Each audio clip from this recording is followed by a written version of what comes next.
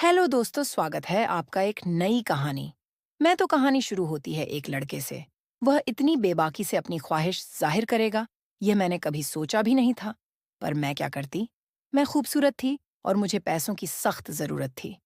मैंने सोचा कि यह बच्चा भला मेरा क्या बिगाड़ लेगा। ज्यादा से ज्यादा 2 मिनट तक ही टिक पाएगा। फिर मेरा तो दोनों तरफ से फायदा ही था। यही सोचकर मैंने उसकी बात मान ली कि वह अपनी ख्वाहिश पूरी कर ले। लेकिन जिसे मैंने बच्चा समझकर इजाजत दी थी, उसने तो पूरी रात मुझे हैरान कर दिया। मेरी उम्र 30 साल थी, लेकिन मैं अपनी उम्र से काफी छोटी लगती थी। पैसों की जरूरत बहुत थी, मगर कोई रास्ता समझ नहीं आ रहा था। एक दिन मैं घर पर अकेली थी और बिना दुपट्टे के ही काम कर रही थी। तभी वह 15 साल का लड़का हमारे घर आया। उसकी नजरों से साफ था कि वह क्या चाहता है। नमस्ते करने के बाद उसने कहा, दीदी, मैं अकेला हूँ और आपसे एक मामला तय करना चाहता हूँ। एक बार मेरी दुकान पर आकर देखें। मैं आपको शर्मिंदा नहीं करूंगा, बल्कि आपकी जरूरतें पूरी करूंगा। मैंने उसे सर से पांव तक देखा। वह दिखने में अच्छा था, लेकिन उम्र में बहुत छोटा था। मैंने माफी मांगते हुए कहा, मैं तुम्हारे साथ ऐसा कोई मामला नहीं कर सकती। तुम अभी छोटे हो और मुझे नहीं लगता कि इन सब कामों के लिए तुम्हारी उम्र है। वह मुस्कुराया और बोला, दीदी, मेरा 5 साल का तजुर्बा है। मैं 10 साल का था तब से यही काम कर रहा हूँ।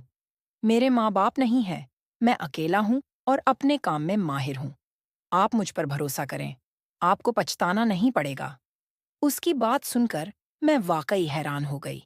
मैंने उससे पूछा, तुम्हारे माँ बाप कहाँ हैं? उसने बताया, मैं तन्हा हूँ।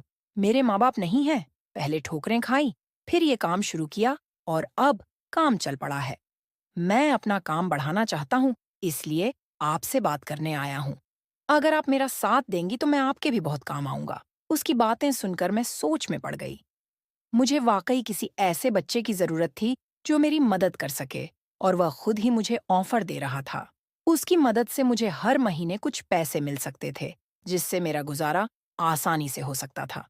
हालांकि यह भी ख्याल आया कि अगर वह वक्त पर पैसे ना दे पाया तो मुश्किल हो जाएगी। पर वह सिर्फ 15 साल का था और मैं उसे आसानी से अपनी बात मनवा सकती थी।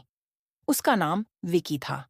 मैंने दुकान उसे किराए पर दे दी और वह कहने लगा, दीदी, मैं दुकान में ही रहूंगा, क्योंकि मेरे आगे पीछे कोई नहीं है। अब तक मैं सड़क पर काम करता था, अब यहाँ करूंगा। मुझे क्या एतराज हो सकता था? मैंने कहा, जो ठीक लगता है करो, बस मुझे वक्त पर पैसे दे देना। विकी ने दुकान में महिलाओं के सामान की चीजें रख दी और उसका काम 2-3 दिन में ही चल निकला। दिन भर दुकान पर औरतों का आना जाना लगा रहता और रात को वह दुकान में ही सो जाता।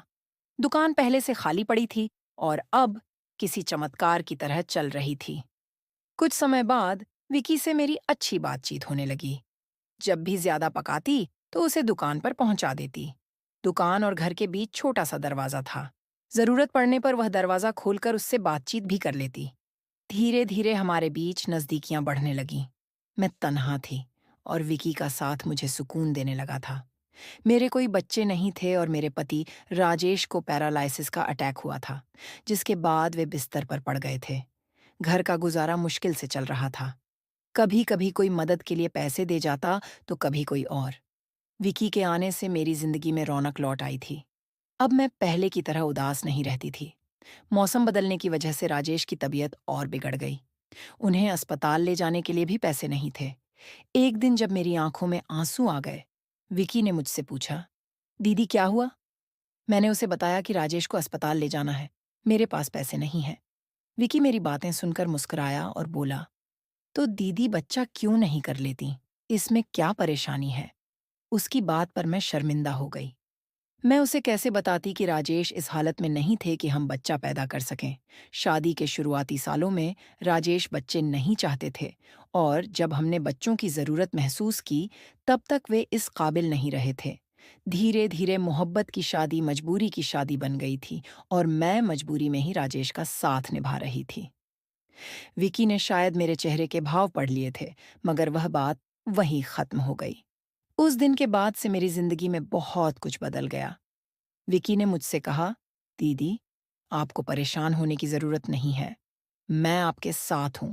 जल्दी ही आपके सारे मसले खत्म हो जाएंगे। उसकी बात सुनकर मैं मुस्करा उठी। इतनी कम उम्र में भी विकी के अंदर हौसला था कि वह हर मुश्किल से लड़ सकता था। उसने 10 साल की उम्र में अपने माँ-बाप को खो दिया था, लेकिन फिर भी दुनिया के मेले में गुम नहीं हुआ। उसने ना सिर्फ अपनी जिंदगी का सफर जारी रखा, बल्कि मेरे पति राजेश की भी बहुत सेवा करने लगा था। मैं जब भी किसी काम से घर से निकलती, विकी ही राजेश का ध्यान रखता और उनके पास बैठा रहता।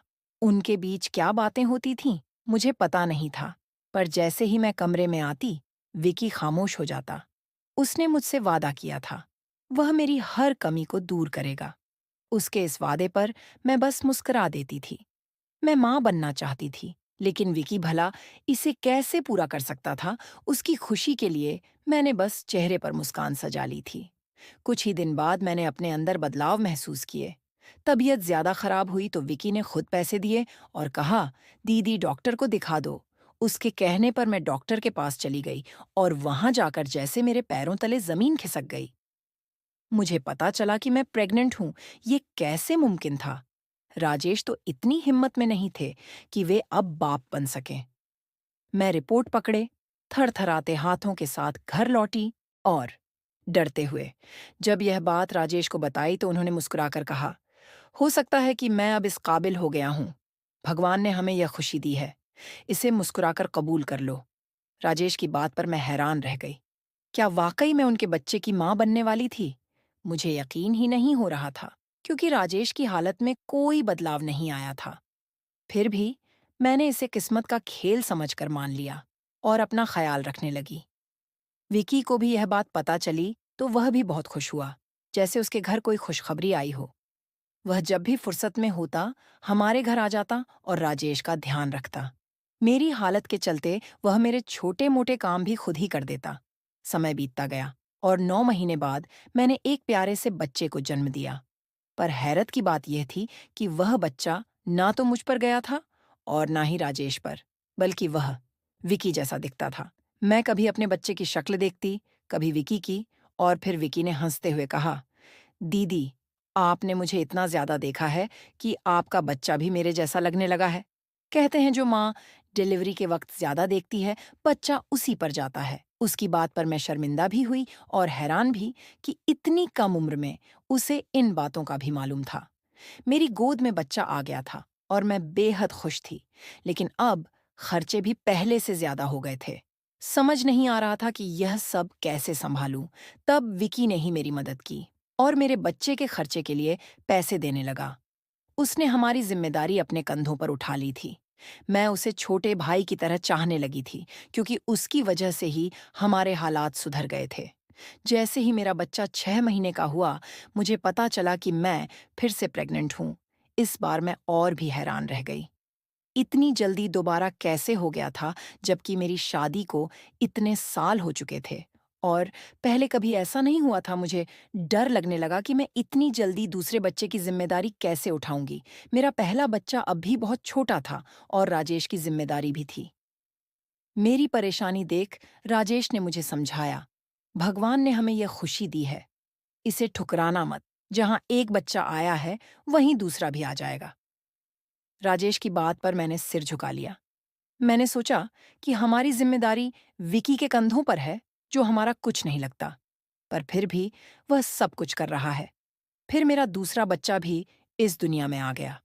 अब मैं 2 बच्चों में इतनी मसरूफ हो गई थी कि राजेश का ख्याल रखने की भी फुर्सत नहीं मिलती थी।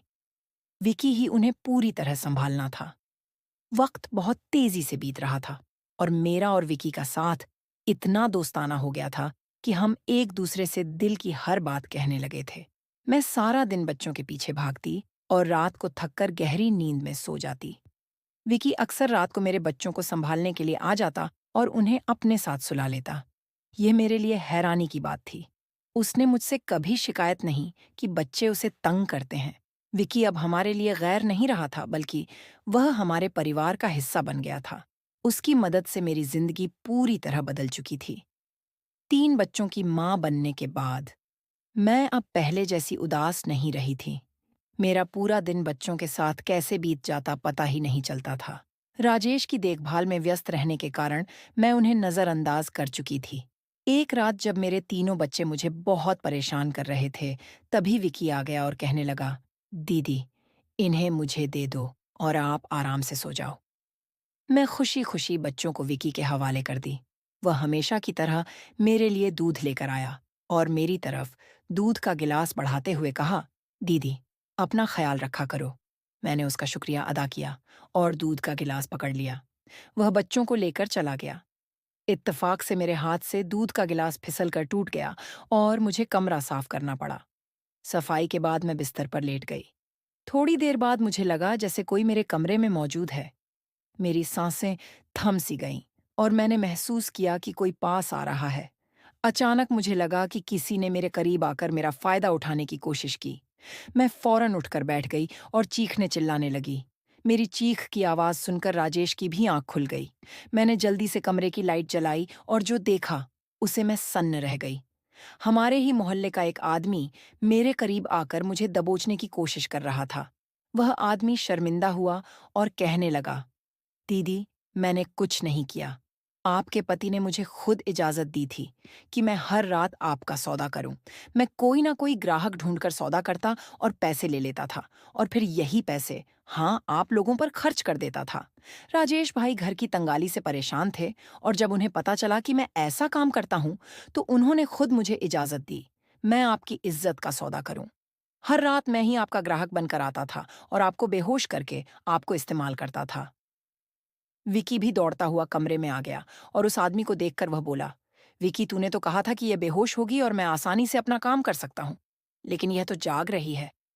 उस आदमी की बात सुनकर मैं सुन रह गई। विकी की तरफ देखा तो वह घबराया हुआ था। मुझे समझ नहीं आ रहा था कि ये सब क्या हो रहा है। वह आदमी गुस्से में गालियां बकते हुए चला गया। मैंने नफरत से विकी से पूछा, ये सब क्या है? विकी ने सिर झुकाकर बताया, आपके पति के पास इतने पैसे नहीं थे कि वह घर चला सके। उन्होंने मुझे मजबूर किया कि मैं आपका सौदा करूं। जब कोई ग्राहक मिलता तो मैं आपके बच्चों को अपने साथ ले जाता और दूध में नींद की दवा मिलाकर आपको पिला देता। आप सो जाती और ग्राहक आपके साथ जो करना चाहता था, करता और चला जाता। विकी की बात सुनकर मेरे रोंगटे खड़े हो गए। मैं बुरी तरह टूट गई थी। राजेश भी कहने लगा, मेरी बीवी की वजह से घर के हालात खराब हो गए थे। मैं तुम्हें औलाद भी नहीं दे सका। खाने के लाले पड़ने लगे थे। मैं कुछ नहीं कर सकता था। इसीलिए जब मुझे पता चला कि विकी किस तरह का काम करता है, तो मैंने खुद उससे कहा कि हर रात तुम्हें किसी न किसी को बेच दिया करूं। मैं खुद नींद की दवाई लेकर सो जाता था ताकि मुझे कुछ पता न चले। विकी किसी ग्राहक को लाता और फिर सुबह होने से पहले ग्राहक चला जाता। तुम्हारे बच्चे होने से तुम भी खुश हो गईं और हमारे घर के हालात भी सुधर गए। राजेश की बात सुनकर मुझे अपने कानों पर यकीन नहीं हो रहा था। मेरे पति ने मेरी इज्जत का सौदा कर मुझे किसी और के हवाले कर दिया था। मैंने विकी से हाथ जोड़कर कहा, तुम हमारे जीवन से चले जाओ। तुम्हारे आने से पहले हम ठीक थे और राजेश ने कभी ऐसा नहीं किया था। ये सब तुम्हारी सिखाई हुई बात है। मैंने विकी को दुकान खाली करने को कहा और उसके हाथ से अपने बच्चे छीन लिए। मेरे 3 छोटे बच्चे थे जिनके पिता का मुझे कोई अता पता नहीं था। मुझे खुद पर अफसोस हो रहा था कि कैसे मैं उन दोनों मर्दों के हाथों बेवकूफ बन गई। राजेश और विकी दोनों ही मेरे दोषी थे, लेकिन मैं मजबूरी में राजेश के साथ ही रहने लगी। विकी दुकान छोड़कर चला गया और मैंने वहीं पर अपनी दुकान चला ली। मैंने अपने बच्चों को सीने से लगा लिया क्योंकि वह मेरे लिए सब कुछ थे। कृपया बताएं कि जो मेरे साथ हुआ क्या वह सही था? क्या मेरे पति को ऐसा करना चाहिए था? क्या किसी भी पति को अपनी पत्नी की इज्जत का सौदा करना चाहिए? मुझे अपनी राय दें। कहानी पसंद आई हो तो लाइक, सब्सक्राइब और शेयर करें। धन्यवाद।